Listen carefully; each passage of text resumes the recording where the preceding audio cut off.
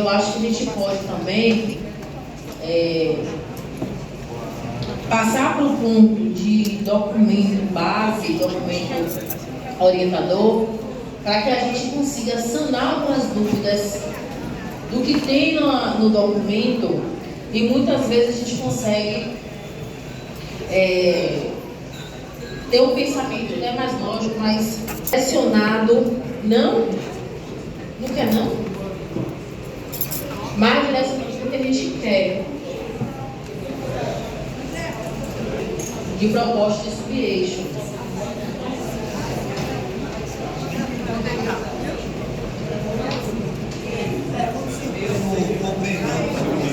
Tá todo mundo, ninguém está prestando falando. Todo mundo concorda?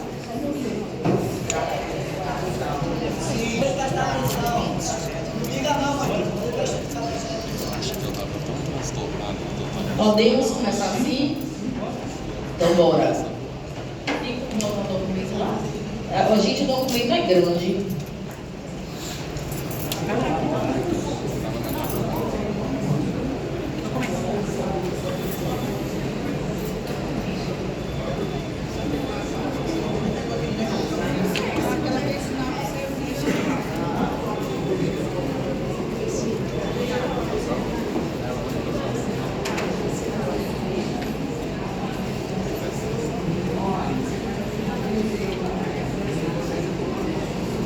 Ela é Bárbara, não? Eu acho que é. Documento base? Lindona? É o base, né?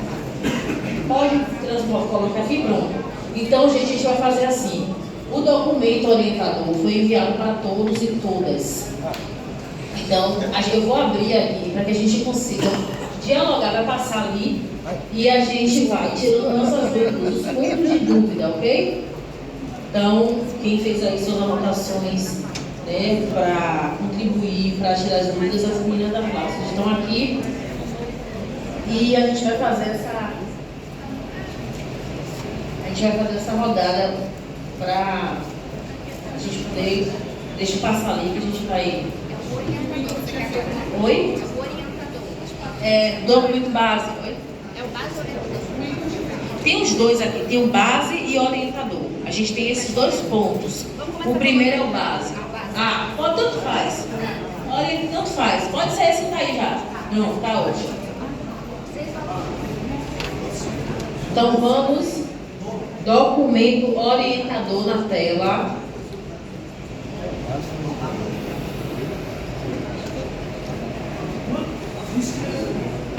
E Bárbara da Flaxo está aqui à nossa disposição, ok? Então a gente abre agora para as contribuições, enfim, do documento orientador. Então, aponta a página, o número que a gente acha aí transmitindo. Mandou. Tá no grupo, né, Larissa? Está no grupo dos conselheiros e também foi enviado por e-mail. Não tem impresso porque não está ainda aprovado. A do sumário, só para eles visualizarem a estrutura. Bom. Volta uma. Volta. Aí, será? Podemos? Quem quiser pode fazer a inscrição, viu, gente?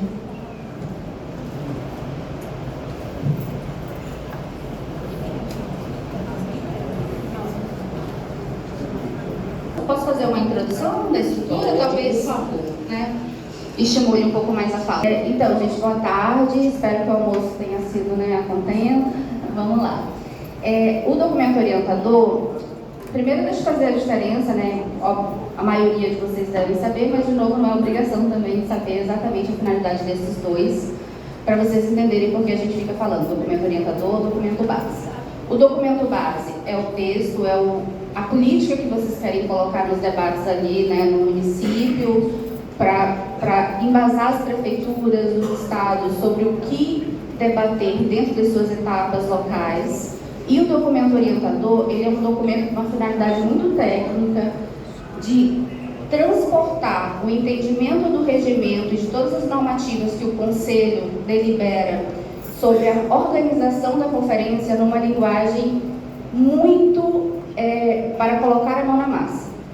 Então, o documento orientador vai trazer, além dos instrumentais, algumas orientações quanto à organização das comissões organizadoras, como os conselhos podem ajudar na mobilização local, como eles se articulam. Então, são dicas práticas para realizar as suas etapas ali no município, né, na base. O documento orientador, especificamente, a gente estruturou ele em o texto de apresentação, que foi assinado, né, pelo Conselho e pela ministra, tem uma minuta aqui para vocês aprovarem. Também tem uma organização específica sobre a conferência, que é basicamente o regimento que vocês vão vir a aprovar, traduzido numa linguagem. Então, todas as mudanças que vocês virem a discutir hoje estarão também adaptadas nessa versão que vocês têm agora, que é uma versão provisória. Então, depois de hoje a gente se debruça para fazer essas adaptações, mas basicamente a estrutura dele que está colocada se mantém nessa proposta que vocês têm acesso.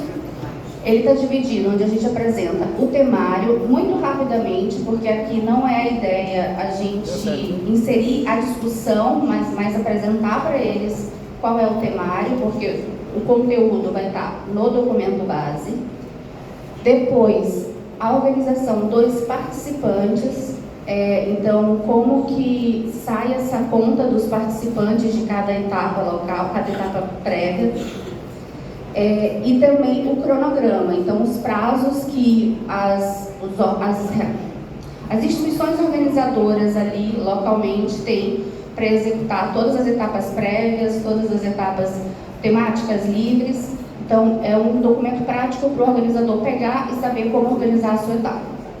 E aí a gente tem um capítulo específico com essas dicas, onde a gente divide antes da etapa, durante a etapa e depois.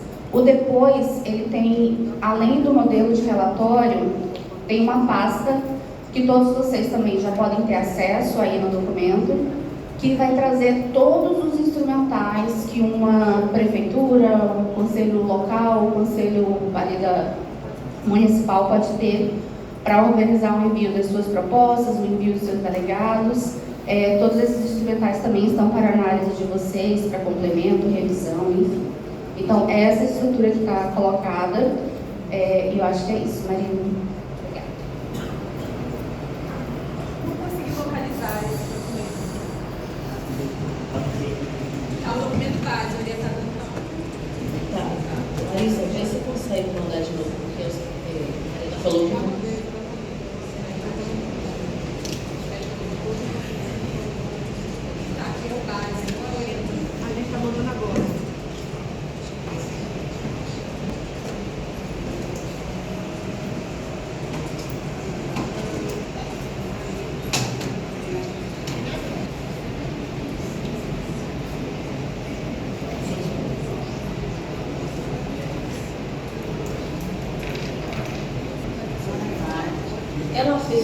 ela fez uma introdução do que é o documento orientador, né? Qual é a função, qual é o papel, o que é que faz o documento orientador. Então, ela trouxe aqui uma introdução para a gente iniciar o debate. Então, eu vou abrir para a inscrição, se quem quiser fazer alguma fala sobre o documento orientador. Agora, a gente não vai poder ficar o dia todo aqui esperando. Podemos passar?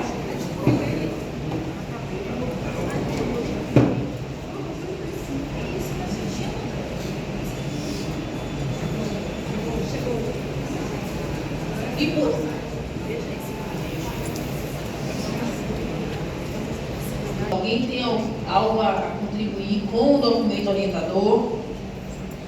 Senão a gente tem base, porque foi enviado por e-mail e não dá para a gente parar agora para todo mundo ler todo o ponto, não. Aí tem um. Nesse grupo, sem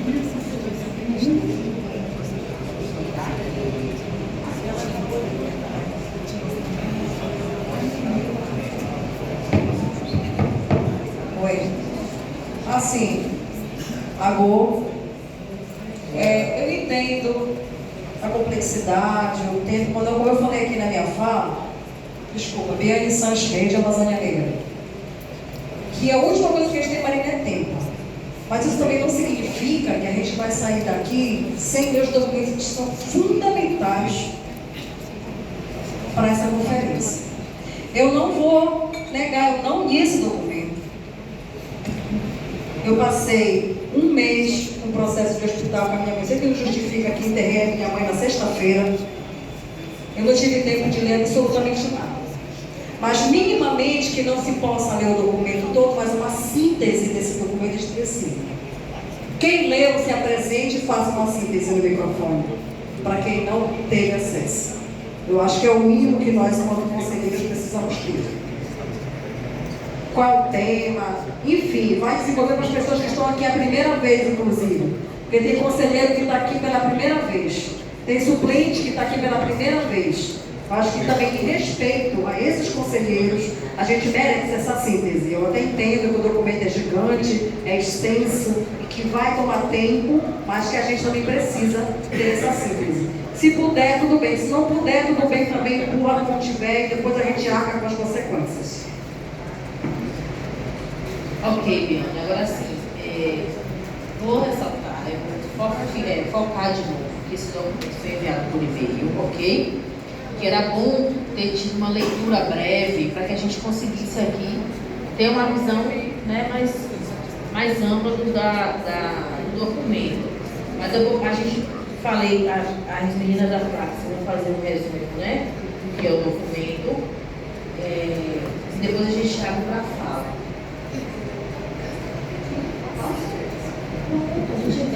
A gente acatou, só estou refalando, né? Refalando, se essa palavra existe. Reafirmando. Depois da abstinência vem o refalando. Deixa eu falar, deixa eu criar minhas próprias falas. Bora, gente, por favor. Vamos lá. Pode passar aí para mim, por favor? Bom, a introdução acho que não precisa, é o expediente, né? São os nomes dos conselheiros. Pode passando, por favor. Pode passando até mais uma. Quero lá no conteúdo. Ó. Pode passar. Pode ir. Até chegar, parece que vai mais para frente. Mais uma. Tá. Então.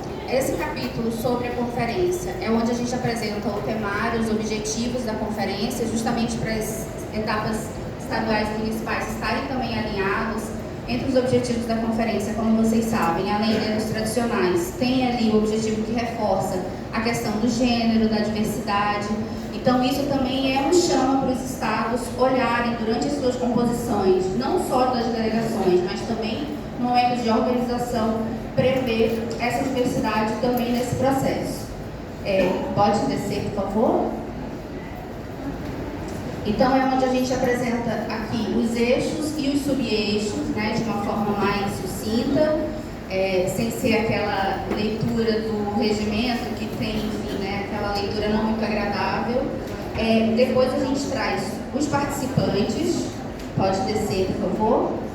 Onde a gente também traduz aquela tabela que vocês têm como um anexo ali no regulamento de uma forma mais tangível, também mais aprazível da leitura. Então, a gente divide ali entre quem são as pessoas delegadas, quantos são, quem são os convidados. Pode passar, por favor. Mas, além disso, a gente também traz o quadro para que o Estado, quando pega o documento orientador, consiga se olhar ali. Então, eu, sendo do Amazonas, vou olhar só ali a minha delegação para saber como que eu vou fazer essa divisão para chamar os delegados dos municípios. Então, a gente também traz essa informação aqui no documento orientador.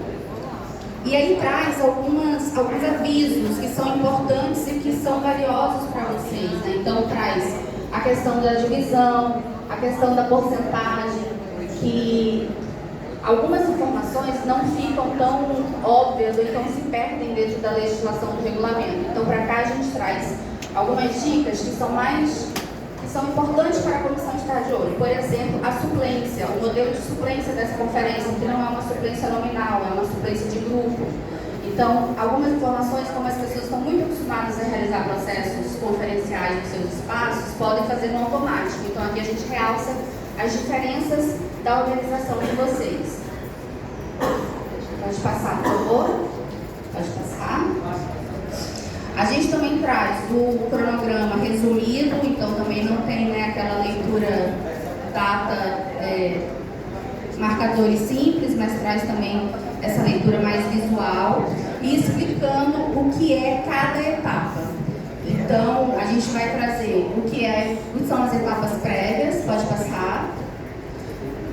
O que é uma conferência, quais são os prazos para cada conferência, a conferência municipal, a conferência estadual e do Distrito Federal, quais são as conferências temáticas, pode passar.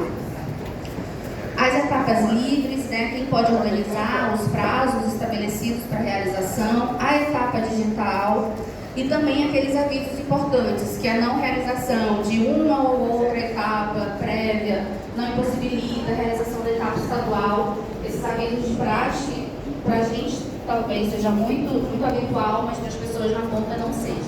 Pode passar? Aí aqui a gente traz um capítulo que vocês tiveram uma discussão sobre isso na última reunião, que foi aquele caso. A gente já realizou a etapa. O que fazer então?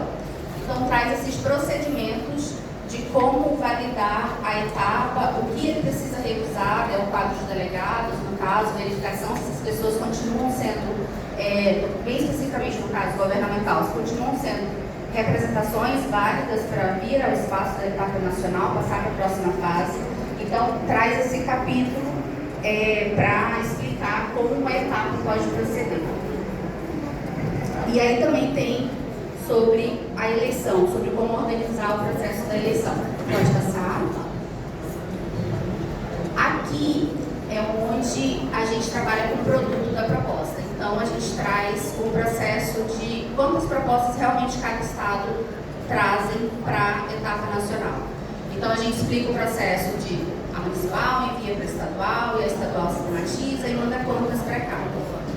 Vocês estão organizados para enviar, cada estado manda 15 propostas, até 5 propostas por eixo, sendo dentro de cada eixo, 5 propostas por eixo. Dentro dessas 5, pelo menos 2 monitoráveis, ou seja, codificáveis, com métricas para a política pública ser acompanhada mais facilmente. Pode descer. Aqui é o quadro geral das etapas, né? Quantas propostas cada etapa envia. A etapa livre envia até 3 propostas distribuídas em qualquer dos eixos. A etapa digital são as 5 mais votadas em plataforma. Na plataforma digital, vocês ainda vão entrar nesse debate sobre o regimento, o regulamento dessas etapas livres e digital.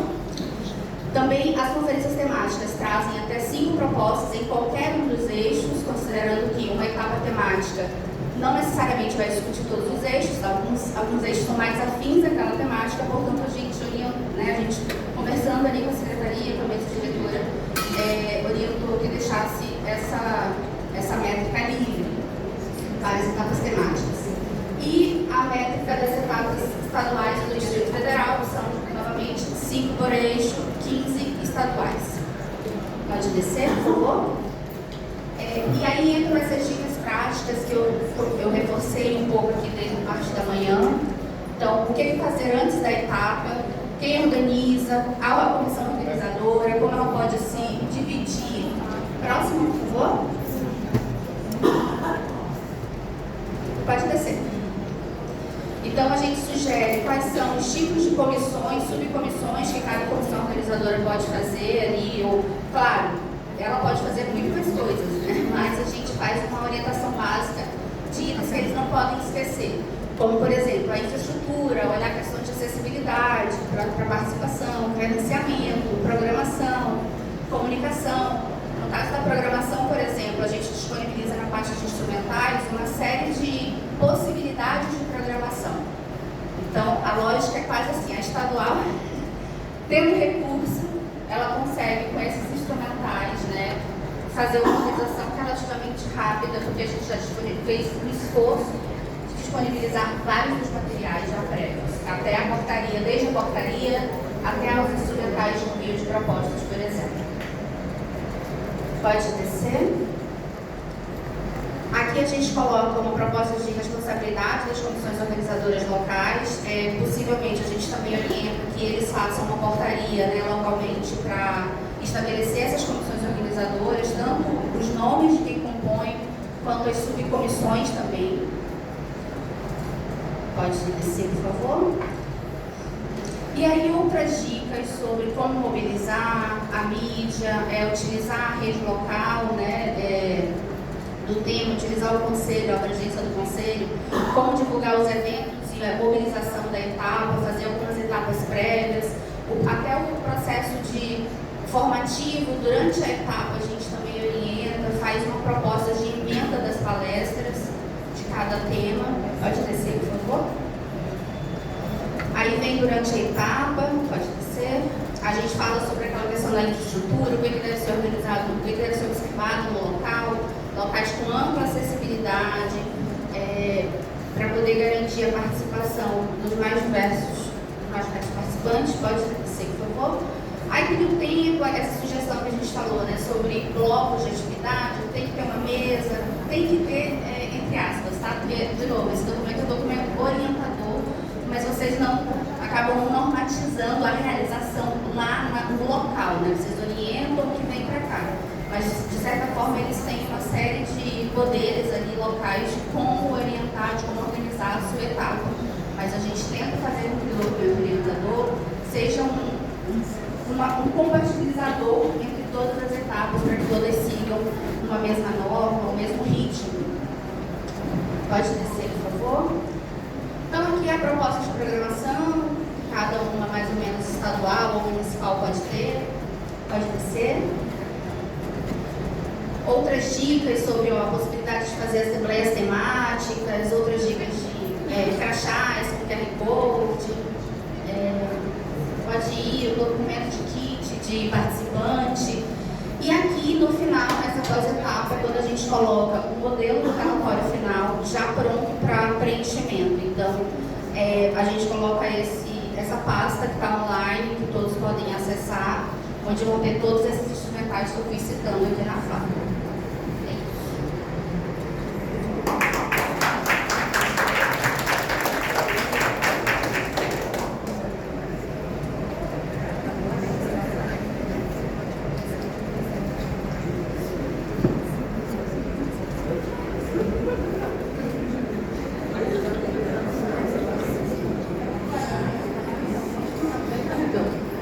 Bom, gente, então a gente abre agora para uma breve rodada de falas. 3 minutos, por favor, sobre o documento orientador. Vamos lá? Vai, Mariana.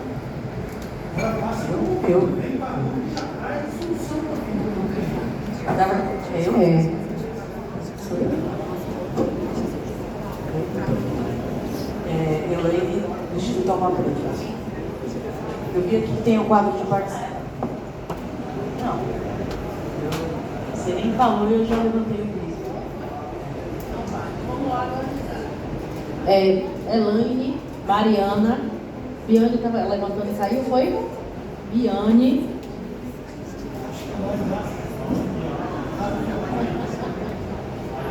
Bem, Biane. Não, Elaine, Mariana, Biane, Doté. Marília. Pode? Eu vi aqui que tem um quadro de participação. Esse quadro ele vai sofrer alteração nesse documento por conta das votações e das decisões que a gente tomou logo no início. É só colocar essa observação que a gente tem que fazer a alteração de acordo com o que foi votado de manhã. Tá bom?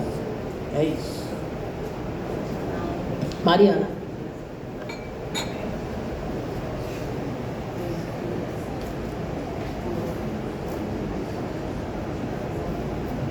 Oi.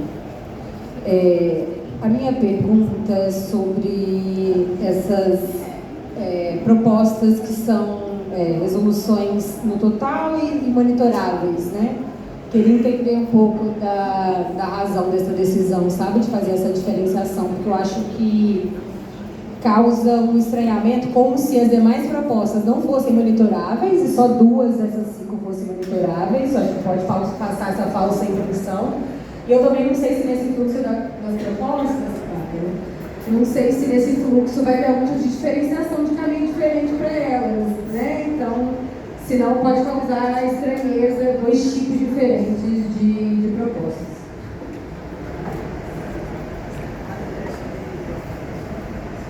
Vou fazer um bloco para Bárbara. Bianca.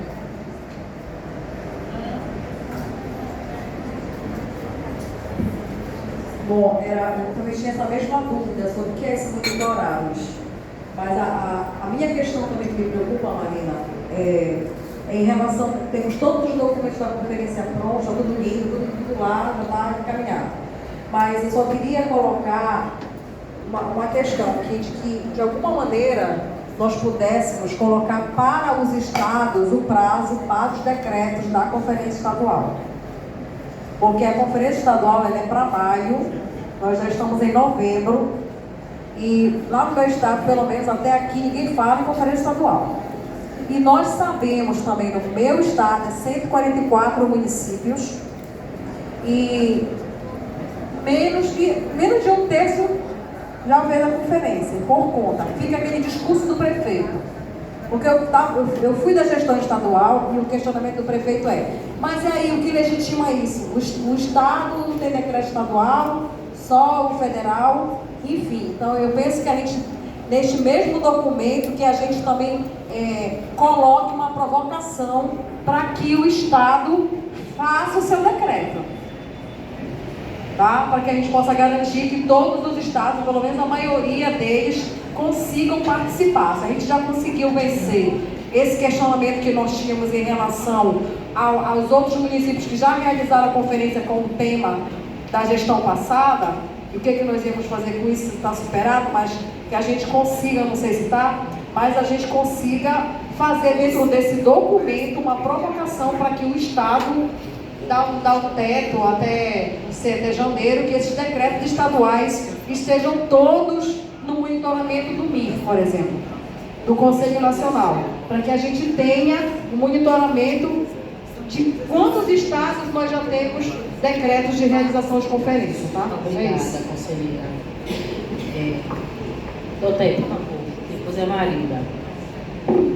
A gente, na fala de doutor, a gente finaliza as inscrições, tá? Doutor Lissá, se fosse um pouco. Assim, a gente já tinha visto antes lá, né, no regimento, aquela questão de ter o lixo de mar. Mas assim, eu olho para cá e vejo muitas pessoas, além dos que são mais africanos, são mais africanos. E aí não se incomodam com a invisibilidade que está colocada lá nos cabeçalhos e nas chamadas dos eixos. Durante o documento a gente vê que aparece a palavra mais africana. E eu não consigo pensar igualdade racial desses segmentos que estão aqui sem levar um puxando o outro. Quando fala de quilombolas, principalmente africana, povos ciganos, povos indígenas. A gente vê a citação dos três, né, ali, um atrás do outro, e não tem matriz africana. Tipo assim. E aí, aquela questão de parar, e hoje pela manhã, o telefone deu comum da construção branca que deu no tela oficial e perguntando assim: o que é que você está fazendo aí que não viu, que não tem nada nesse temático, nada de matriz africana, nem terreno, nem macumba, nem nada, nem nada. Quer dizer, ele está só viajando, visitando, tomando banho nas praias de Pajuçara, porque a cobrança que os meus fazem a mim. Eu sou conselheiro, suplente e particular, mas estou representando o meu povo. E eu dou legitimidade para que eles cobrem. Mas, além dos quatro que estão aqui, tem outras pessoas, a maioria daqui, por mais que não seja da tradição, mas o seu avô foi, porque não existe pessoa preta nesse país que não seja vinda de África. E aí eu fico olhando assim, até quando a gente vai. Eu, daquela falei ali, que é uma preocupação mais do lugar. O lugar do conselho, o lugar do ministério. Que resposta o ministério dá para as pessoas se perguntam? Vai ter uma conferência e não tem mais africanos nesse tema. Este é o ministério que a gente tem, é este o lugar que politicamente defende e vai para a rua e luta, que tem. Isso que aqueles terreiros, uns falam a favor, uns falam contra. E a gente vai ter que responder para todos que estamos aqui para viabilizar, não virar, né? Não ter cabeçalho. Tem esse temático, tem isso todo, mas é lá, a gente precisa de estar no topo, né? E sair da discussão religiosa, porque eu não tenho religião, né? Eu sou um pouco fã de ter como religioso, não tenho religião, eu sou pouco tradicional. É muito mais além de pensar no sagrado, é comer, é falar, é vestir, é viver e sobreviver. Obrigada, seria. Marina.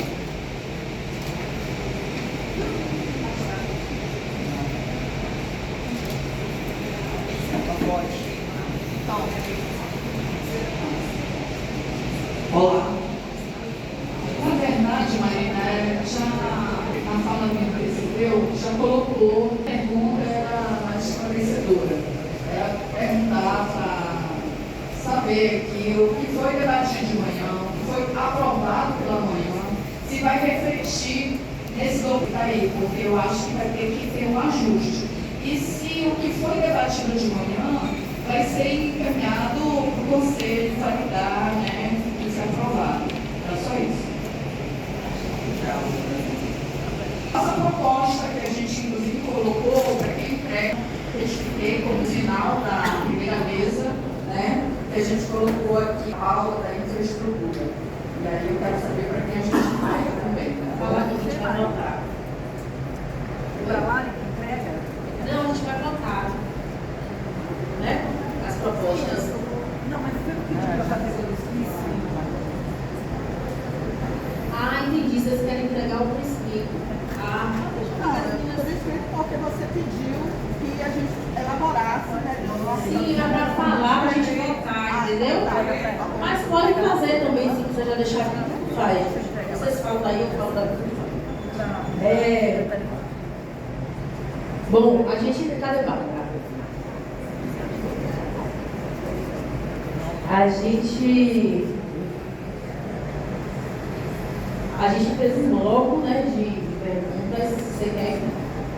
Sim, talvez eu precise também de um complemento da própria mesa em relação às propostas monitoráveis. Bom, isso foi uma demanda da comissão organizadora específica de ter propostas que também tivessem métricas para que a gente possa estabelecer e ir trocando um pouco essa cultura organizacional das conferências de só mandar propostas sem ter essa quantificação. Então, é algo também que talvez não dê para implementar logo de cara, fazer com que todas elas sejam tendo aumento de 30% oferta do programa de qualidade. Por conta também da base, de como as propostas, como essas discussões, em alguns espaços, em alguns níveis de discussão, ainda são tais. Então, talvez cobrar a elaboração de que todos o grupo geral de propostas vierem quantificadas impossibilitasse ou então prejudicasse a produção em alguns municípios, em alguns espaços onde vocês sabem as realidades aí do Brasil, onde nem todos têm a política tão estabelecida e grupo, né, tão estabelecida e pelo menos para discutir esse tipo de proposta. Então, a gente orientou ali que pelo menos deixasse um grupo de propostas soltas, ou seja, sem estabelecer uma quantidade específica. Então seria exemplo bem aleatório, vou dar exemplo de coisas, placas para o município X. Não é obrigatório que todas elas sejam 30 placas para o município X, 15 cadeiras. A proposta pode ser só cadeiras e só placas, mas pelo menos um grupo delas sim. Mas é algo que está colocado aqui como proposta também, né, para o conselho, para que vocês discutam. Se vocês decidirem levar essa régua e colocar propostas codificadas nas 15, é algo que pode ser discutido. Isso é uma discussão, né, política, inclusive. Sobre o outro ponto, foi o que a Liane falou, sobre as normativas locais. É muito interessante, sim, que se coloque um prazo e o local para colocar esse prazo Se não por resolução, pode sim ser colocado no documento orientador, ao menos como um estímulo, né, para que eles estabeleçam seus decretos ali até tal data. Em algumas políticas, Viane, isso é mais fácil de fazer quando a política local está atrelada à nacional. Vou dar um exemplo aqui, utilizando até a Mari, que fez também a conferência de cultura com a gente. Numa conferência de cultura, a gente conseguia fazer isso muito facilmente, porque a conferência estava atrelada à implementação da lei Paulo do Estado.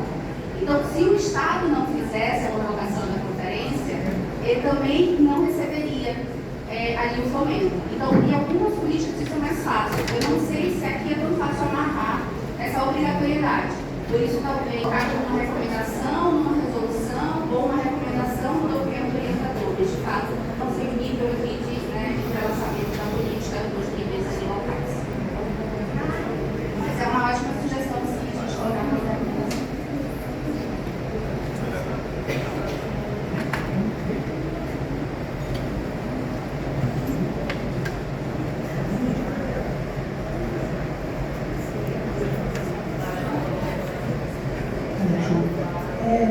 Eu vi você passando aqui. Você está escrevendo. Igor pediu para primeiro de vocês. Mariana. Eu fui falar. Igor. Eu não vi. Seymour. Mariana. Ana Clara. Bom, como a gente. Lembra?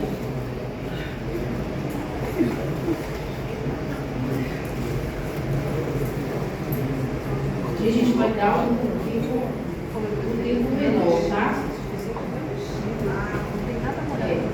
Já volta, 2 minutos. Eu já consegui, aí.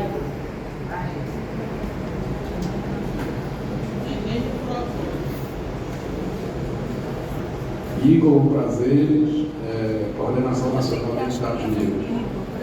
Fazer uma reflexão sobre o que Mariana colocou com relação a essa nomenclatura, eu acho também que a gente poderia utilizar a seguinte expressão, que a gente encaminhasse 5 propostas de cada eixo com 2 prioridades. E aí a gente, porque a gestão pública, quando você vai ouvir a sociedade, né, como um todo, a sociedade ela nos dá a partir da sua localidade e aonde tudo acontece. E os gestores públicos que vão aplicar essa política pública, né, acreditando na eficácia dela, é que podem tornar essas propostas monitoráveis.